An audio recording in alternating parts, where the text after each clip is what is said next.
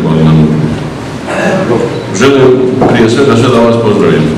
Hvala vam što ste danas došli ovdje da u jednoj korektnoj priči koja će biti otvorena i neće biti ni pod nekim presijama, ni pod nekim strahom, znači priča otvorena u kojoj ćemo da sažmemo sve probleme da bi mi u narednom periodu mogli bolje da funkcionišemo i bolje da radimo. Ovdje okupljeni imamo jasan cilj i naš osnovni zadatak je da naredni period koji dolazi učinimo boljim i moderniji i kvalitetniji i u svakom slučaju da kažem nešto što će biti, a čega se naša djeca i pokoljenja koja dolaze neće stiditi.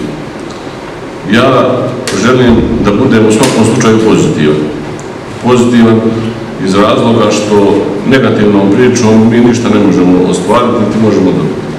Ono u kom pravcu ja mislim da budemo pozitivni je sljedeće, znači da na sve one probleme koje imamo damo konkretan, pozitivan odgovor. Ne želimo nikakve priče da nešto ne valja, a da ne znamo šta ćemo mi uraditi, da ne znamo šta mi da radimo i kako da se ponašamo. Svi smo ovdje došli da živimo. Trebinje, neko je živio prije, neko je došao kasnije. Ljudi su mnogi od vas ovdje koji sjede, a i šire bili na fakultetu, na raznim školovanjima, nekakvim radnim zadacima koji su bili van Trebinja, ipak su odlučili, smogli snage da se vrate u Trebinje i da zasnuju porodicu, da neko svoje sviju gnijezdo u Trebinju, znači da su najviše vjerovali Trebinju i da od Trebinja najviše očekuju, što je potpuno normalno. Ja kad sam odlučivao gdje ću da živim, odlučio sam da se vratim poslije škole u Trebinje, jer nisam imao dileme uopšte gdje koja varijanta i gdje bi bilo najbolje da se skrasi. I ja iskren da budem, nisam se nikad pokajao, nisam zažalio za tim. Ja ono što želim vama da kažem sljedeće. Mi smo ljudi, rodili se na ovome području, Bog nam je dao ono što nam je dao. Znači ne možemo, nije nam dao ogromne površine da se možemo baviti žitaricama ili ne znam, nije nam dao more pa da budemo mornari ili nešto, ali ono što nam je dao nam je sunce, dao nam je vodu. Znači, Bog kad je dijelio, ipak nam je dodijelio nešto od čega se može dobro živjeti. Samo ako se upre u pravu stranu i ako se realno stvari slože i poslože onako kako bi trebalo i kako Bog zapovijeda. Normalno je da svako vrijeme ima svoje probleme i to nije nas obišlo da je prošao taj rat pa smo se vratili određen vremenski period unazad, ali to nam nije nikako sad, to nam ništa sad ne daje opravdanje da se vraćamo i dalje unazad, mi treba da gledamo naprijed, da idemo naprijed. Smatram da to mi možemo i da ovaj narod koji živi ovdje zaslužuje mnogo više nego što ima. Kad sagledamo sve ono čime raspolažemo i šta imamo, ipak ne živimo dostojno onoga čega imamo u izobilju i onoga što bi mogli na određen način da privučemo. A ono što ja, kad govorim ono što da privučemo, to je neka priča koja je recimo vezana za gospodina Daškovića koji je svoj kapital i ono sve što je imao donio u Trebinje, uložio i napravio ono što je napravio. I da je Bog da imamo još više takvih ljudi i sigurno bi ta priča mogla još da se proširi i mi bi u svakom slučaju trebali da takve ljude tražimo, da ih dovodimo i da ta priča ide naprijed, odnosno da svaki dan kvalitet života u Trebinju bude bolji. Normalno je da ja sad ovdje ne želim da pričam ništa vezano za predizbornu kampanju i izbore koji dolaze, s obzirom da je zakonski okvir neki 15. oktobar kad treba da počne ta priča. Mi, ovo što smo danas organizovali sa vama, je čisto da se što više upoznamo sa problemima. Dobro je, kad je dobro, dobro je. I svima je dobro i onda je lako. Ljudi, mi želimo da se upoznamo sa što više problema ljudi koji nas okružuju, znači ljudi koji žive na ovim terenima, da se upoznamo s njihovim problemima, da vidimo i da damo adekvatan odgovor na ta pitanja. Srpska demokratska stranka i sve ove partije koje su s nama u koaliciji sigurno su spremne da prihvate sve izazove vezane za period naredni koji dolazi. Ali vam jasno želim da kažem, ne želimo da vodimo negativnu politiku, da kritikujemo, da kritikujemo i da ta kritika postane dosadna narodu. Sve ono što kritikujemo moramo imati spreman odgovor kako to da riješimo. I ja vas uvjeravam danas ovdje da mi na sva ta pitanja imamo adekvatne odgovore. Znači, sve ono što se bude ticalo poljoprivrede, industrije, turizma, energetike, bilo čega o čemu budemo raspravljali i sva problematika koja bude vezana za te grane, bit će ona je već obrađena prilično, bit će, ako još imamo nekih stvari koje treba da dodamo, dodat ćemo. Znači, sve ono što bude se ticalo samih građana bit će obrađeno i bit će adekvatno odgovoreno na svako postavljeno pitanje. Mi u ovom trenutku ne želimo da pričamo o nekakvim stvarima koje su za nas minorne, stvari koje se tiču infrastrukture, asfalta, lampa, vode, to su ljudi stvari komunalne djelatnosti koje su obavezne, koje se rješavaju, da kažem, u hodu. To nisu stvari kojima ozbiljni ljudi treba da toliko posvećuju pažnju. To su preduzeća koja se bave tim stvarima, oni te poslove rade, završavaju, to je obaveza o kojoj mi ne treba da raspravljamo. S obzirom na vrijeme u kojem se mi nalazimo i sve ono što nas okružuje, mi imamo prevashodno osnovni zadatak da obezbijedimo što više radnih mjesta i da sačuvamo postojeća radna mjesta. Jer nama, ako ljudi odu, mi džaba nam je sva priča i sve ono što nam ostaje ovdje, mi nismo završili priču i nismo ništa uradili. Ja znam da to nije lako i da sigurno to neće biti jednostavan problem, ali ako ne možemo se uhvatiti u koštac s tim problemom, ne treba da se hvatamo, znači ne treba da uskačemo upolo ako ne možemo igrati. Mi ne želimo da pričamo prazne priče, znači da ćemo napraviti čudo. Bila je nekad priča u Trebinju svaki dan po jedan zaposlen, ako se onda zapošljavalo, guralo se na budžet, guralo se da energetski sektor da bi se napravio socijalni mir. Mi želimo da budemo realni, da idemo postepeno i da polako osvajamo jedno po jedno radno mjesto na način da to mjesto bude realno i da ono samo sebe može da servisira. Nama ne trebaju nikakve vještačke aktivnosti, želimo da se upoznamo sa problemom svih ljudi, znači sa problemima koje ljudi stiskaju. Ja znam da jedan čovjek ne može znati svačiji problem, ne može svak biti taj koji zna sve da bi mogao da kažem da rješava to, ali preko određenih ljudi nije bitno na koji način, treba svi problemi da se skupe, da se integrišu, da vidimo šta možemo riješiti na koji način.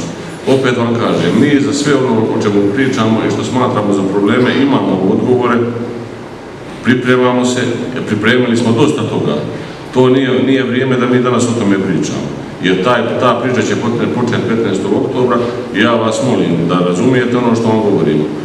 Ne treba niko da se stidi, treba svak otvoreno da kaže šta je problem, gdje je problem, a mi na nama je da pokušamo da to riješimo.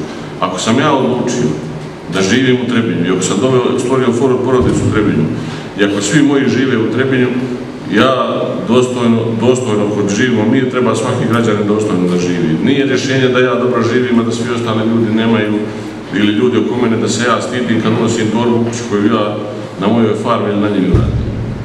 Svak ima određene mogućnosti, svi ljudi nisu spremni za sve.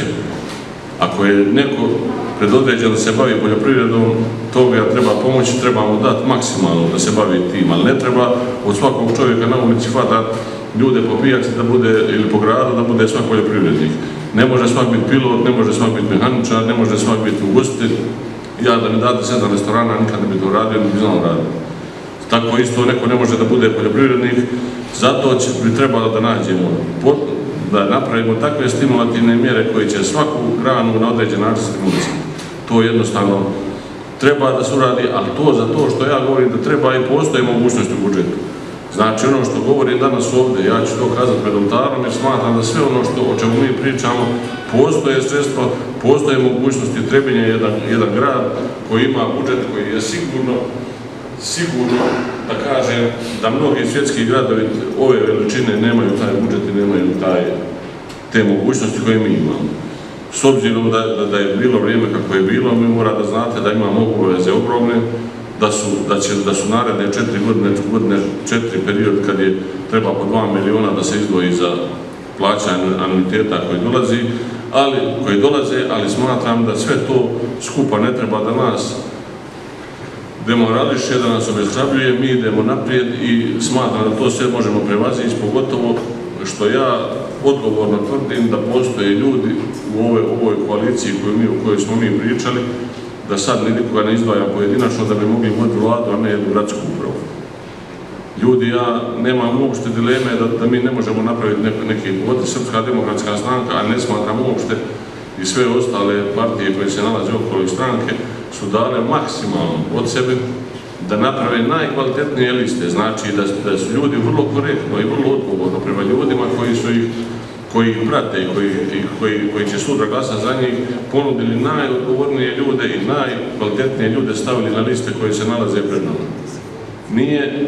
Nije niko ovdje pravio igranku, da kažem, kupi ovako ili onako da napravi listu, samo da sastavi i da ide to dalje. Ipak je, kad pogledate sastav svih ponuđenih kandidata, što govori da je to ipak jedna ozbiljna priča koju ćemo pričati u nekom narednom periodu. Znači, ja vas još jednom molim da se približimo u tolikoj mjeri da možemo da što više pokupimo problema ljudi koji žive na ovom području, znači naših sugrađana, ljudi koji vas okružuju, da mi to sastavimo na određen način u nekakvu našu memoriju iz koje ćemo mi izvlačiti i rješavati probleme. S obzirom da neki su ljudi zatvoreni, nekoga je stid da kaže, neko ima problem koji je možda i vrlo jednostavan za riješiti, ali nema snage da kaže. To treba tu više stvar da završimo, da ljude ljude izlaze što više primaknemo, svaki ima pravo da kaže iznese problem, a na nama je da to rješavamo i to radimo na najbolji mogući način kako znamo i umijemo. Ja smatram da je jedna od vrlo bitnih, a u stvari možda je to i najbitnija stvar, da tokove novca a to je vrlo jednostavno ako se to hoće, tokove novca koji su na raspolaganju u tome javnom sektoru, javnom životu svedemo na prave tokove kojima će se moći svršiti svakom trenutku kontrola. Kome je odgovaralo ili ne odgovaralo, nekad je bila revizija javnog sektora jedna, da kažem, vrlo ozbiljna priča i vrlo ozbiljna djelatnost koja je imala za cilj da sve nepravilnosti iznese i tad je bilo vrlo malo mogućnost da se napravi neko, da kažem, krivično djelo u tom pravcu. Danas je ta uloga te revizije javnog sektora potpuno izgubila. Počeli smo da pravimo neke revizije s rezervom, rezervisane, pozitivne, negativne. Nikad mi neće biti u životu jasno šta znači da je neki izvještaj sa rezervom, šta znači rezervom. Nešto može biti da valja, ali da ne valja, nema rezerva. To je neki srednji položaj koji je nedefinisan. Tako da, kažem vam, imamo sredstva, imamo ogromno na raspolaganju, ogromne kapacitete i ljudske i materijalne i sve ostale prirodne, tako da ja uopšte ne vidim problem da to sve funkcioniše na najbolji mogući način.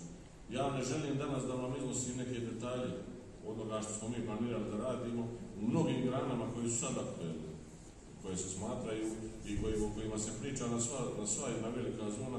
Mi imamo potpuno drugačije razmišljanje i potpuno drugačiji način, odnosno pripremamo potpuno drugačiji način rada, zato što to što mi radimo i kako mi razmišljamo je sasvim drugačije u odnosu ono kako se radi sad. Mi ne želimo, odnosno želimo da se što manje tih nekih zajedničkih sredstava, para koje su svačije, da se troše na način na koji se dosta trošile, da se to razbaciva na način kako je kome će, a da niko za to ne odgovara. Najveća tragedija u svom ovome društvu je što nema odgovornosti. Radi svačka mu je čef, a nema za ono što radi, nema odgovornosti. Mi hoćemo samo da uvedemo red, da pustimo da zakon zaživi, jer sve ono što je predviđeno zakonom kako se može sprovesti, a sad je nažalost problem što se to ne provodi, ali je sve napisano i svi problemi koji su vezani za ovo što sam govorio se mogu riješiti u zakone i dovesti u maksimalno jedan red. Nismo mi ljudi ni na grani, niti smo neki ljudi koji se ne znaju ponašati. Mi smo ipak normalni ljudi koji ipak nekad su ljudi iz naših krajeva odavde do Gacka. Ja ne znam, sad možda Luka zna bolje koliko u jednom trenutku je u Srbiji bio predsjednik vlade, bio Dragan Zelenović, pa eto, sve sam vam rekao s tim koliko je ljudi bilo kvalitetni iz ovih naših krajeva koji su vodili Srbiju u to vrijeme kad su je vodili, znači da su to bila vremena kad se ipak normalnije mnogo živjelo i bolje nego danas. Naš cilj je što bolje, što modernije Trebinje, u Trebinje u kojem će se mnogo bolje živjeti. Ja mislim da mi smo na pravom putu da to ostvarimo.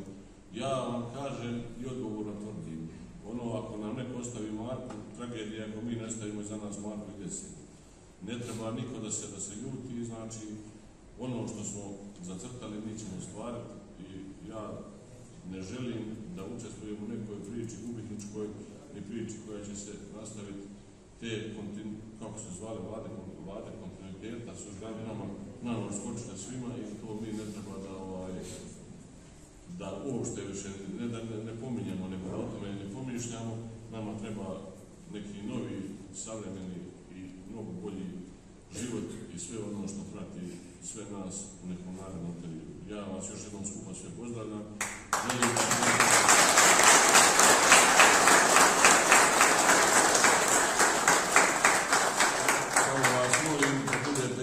Ako ste iskreni prema sebi, bit ćete iskreni prema nama. Znači, ne treba niko da nečije probleme ili neke, ako ja nešto pogriješim, nikako nije sramota neko da mi kaže to ne radiš što treba.